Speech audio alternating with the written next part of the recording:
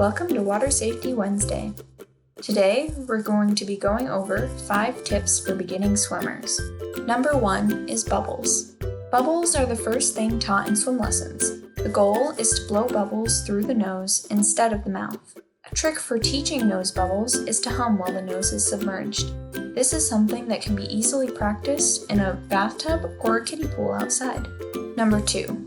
Floats are taught to practice body alignment, which is important to be a successful swimmer. A tip for front floats is to submerge the whole face in the water and blow bubbles. Tuck your chin to your chest or make sure you are looking at the bottom. This will help your body float as close to horizontal to the surface as possible. Tip number 3 is for back floats. While doing back floats, some naturally float to the top while others sink. When doing a back float, look all the way up at the ceiling. Think about pointing your chin up to the sky. Actively push your hips up, belly button to the ceiling. This helps your back to arch slightly, making it easier to float. If you tuck your chin in a back float, your spine curves to the bottom and your tailbone tucks, making you sink.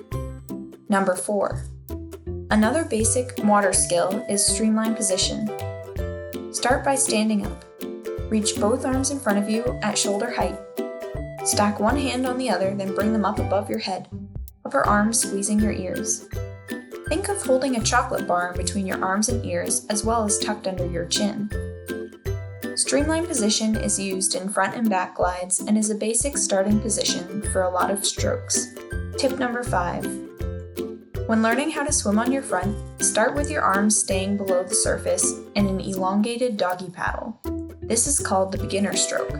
Although it is not as fast as when arms are above the water in front crawl or freestyle, it helps to learn the correct body position and arm movement before the arms come out of the water.